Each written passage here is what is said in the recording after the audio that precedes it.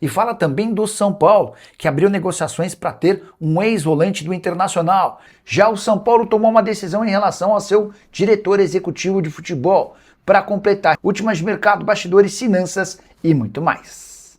Fala aí pessoal, sou Jorge Nicola, bem-vindos a mais um vídeo do canal, sempre bom ter vocês por aqui, sem perder tempo, pedir para deixar like, se inscrever no canal e ativar as notificações. E o São Paulo tomou uma decisão em relação ao seu executivo de futebol. Rui Costa, vale a lembrança, foi demitido na semana passada e havia um interesse do São Paulo em fechar com o Edmilson, ex-jogador do clube, que foi fundador de um clube de futebol, o SCA, e que nesse momento ajuda a seleção brasileira em meio à Copa do Mundo. O Edmilson pediu alguns dias até o fim do Mundial e o São Paulo optou por reforçar o nome de Rafinha, que havia sido contratado algumas semanas atrás como gerente de futebol. É o Rafinha quem vai conduzir o processo de contratações e renovações, além de eventuais saídas.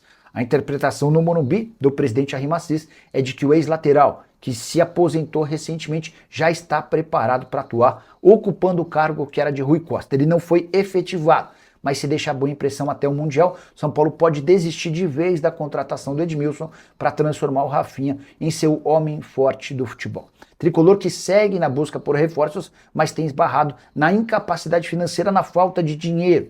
Domingos Duarte é uma tentativa, sim, mas o zagueiro português ainda não se aproximou dos valores pedidos ou oferecidos pelo São Paulo.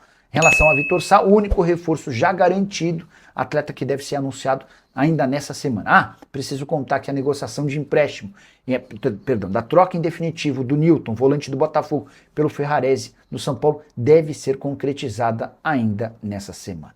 E o São Paulo abriu conversas com o Rodrigo Dourado, volante de 32 anos de idade, que vestiu por mais de uma década a camisa do Internacional. Dourado havia se mudado para o futebol mexicano, primeiro no Atlético São Luís, depois no América. Duas negociações com a participação de André Jardine, mas, como você sabe, o André Jardine deixou o América do México e o Dourado perdeu espaço no clube mexicano. Até por isso, o nome foi sugerido ao São Paulo, agradou e o São Paulo pode avançar na contratação do volante de 32 anos de idade. Um negócio por empréstimo é a prioridade, se possível com o América ajudando com parte dos salários. Como o Dourado perdeu espaço e não será utilizado, o Tricolor tenta se fazer valer dessa questão para gastar o mínimo possível.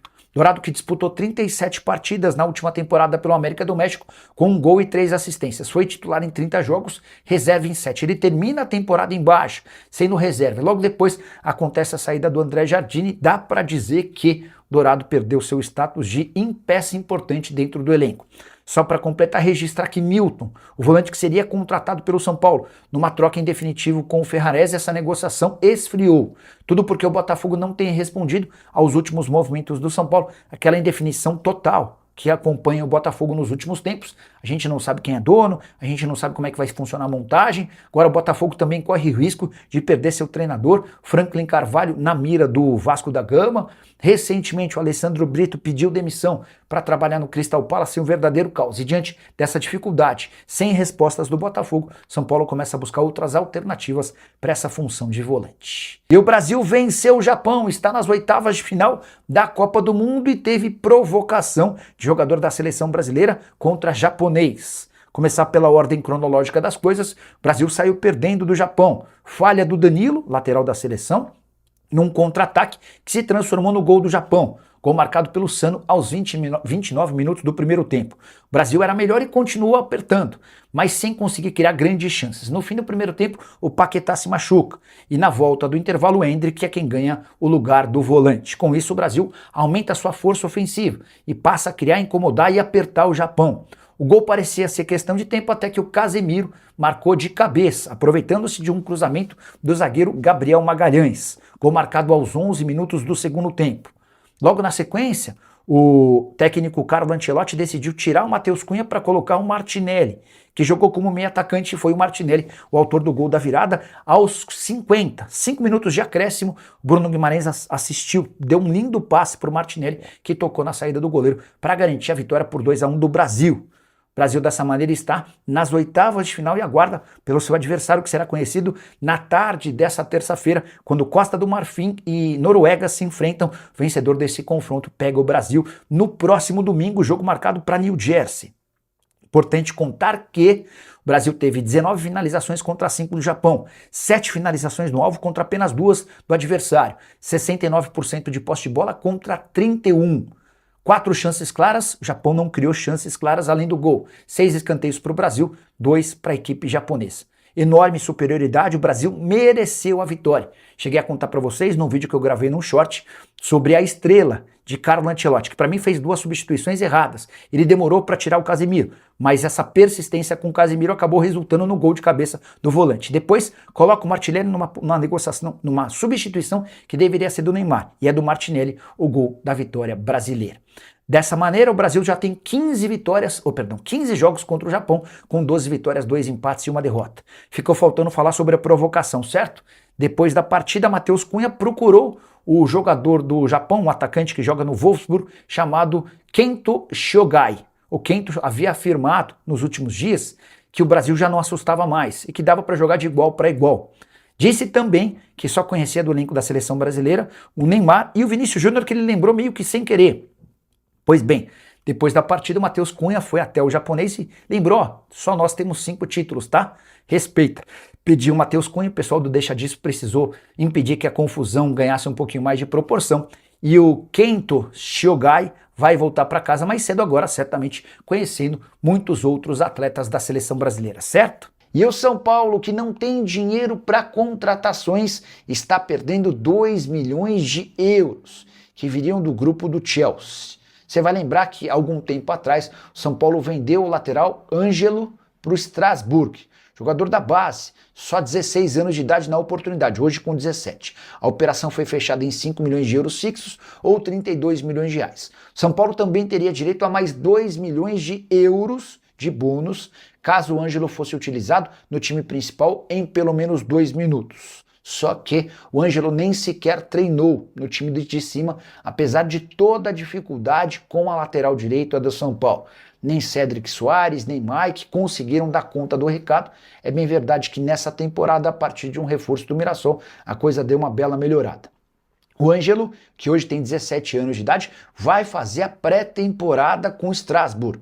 Ele viaja nos próximos dias para se juntar ao pessoal do Strasbourg. A negociação em definitivo para o time da França só pode acontecer em outubro, quando ele completa 18 anos de idade. Mas a pedido do Strasbourg, o São Paulo acabou por liberar o atleta. A pergunta que eu deixo para vocês é, se o Ângelo já está disponível, pronto, para fazer parte da pré-temporada do Strasbourg na França, por que não foi utilizado pelo São Paulo em momento algum? Por que isso nunca nem foi alvo de debate? E olha que no São Paulo sub-20, apesar de ter 17 anos de idade, o Ângelo fazia enorme sucesso. Foram 17 partidas com 2 gols e 2 assistências, titular absoluto do sub-20. E dessa maneira o São Paulo deixou de faturar 2 milhões de euros, que equivalem a mais de 11 milhões, quase 12 milhões de reais.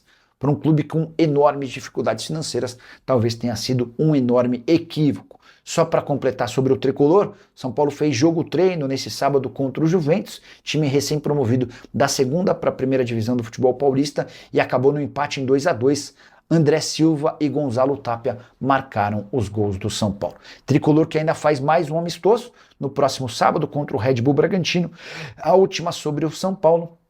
Dória, que havia deixado o tricolor após ameaças contra ele e sua família, é novo reforço de um time da 2ª divisão na Turquia, a equipe Batman Petrospor. O que você pensa sobre tudo que eu contei? Já uso o espaço para comentário, para opinar, só não esquece de deixar like, de se inscrever no canal. Hora de falar sobre o São Paulo, que teve outra oferta recusada, agora do Hoffenheim da Alemanha. O tricolor fez uma 3ª tentativa de empréstimo para a contratação de Arthur Chaves, zagueiro brasileiro de 25 anos de idade, que é apontado dentro do São Paulo como uma espécie de novo Jeromel. São Paulo havia feito 2 propostas de empréstimo que foram recusadas, essa 3ª com pagamento em uma compensação financeira pelo empréstimo e também com obrigação de compra caso metas fossem alcançadas. Hoffenheim pensou mais do que nas 2 primeiras ofertas, mas também decidiu recusá-la. A tendência é que esse acordo só aconteça se o São Paulo topar comprar o jogador. O grande problema é a questão financeira. São Paulo está bem distante das metas estabelecidas pelo fair play financeiro para essa temporada e diante desse cenário, hoje é mais difícil imaginar que o Arthur Chaves possa ser contratado.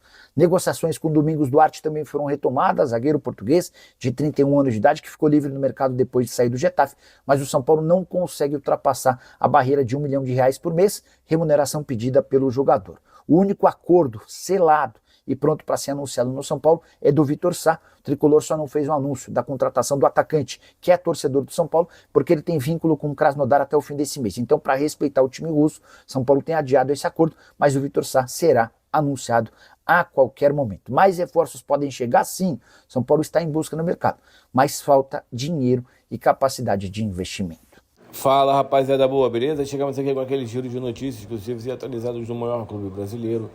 Claro, né, que a gente está falando realmente do maior clube do mundo, o Tricolor Paulista Flamengo. Desde já agradeço o seu like, sua opinião, suas informações aí, porque é super importante pra gente. Um grande abraço pra vocês. Muito obrigado a todos. Rapaziada, o Brasilzão ganhou ontem do Japão. Deixa aí sua opinião, se você gostou ou não. Deixa aí pra nós a sua opinião. Até o próximo vídeo.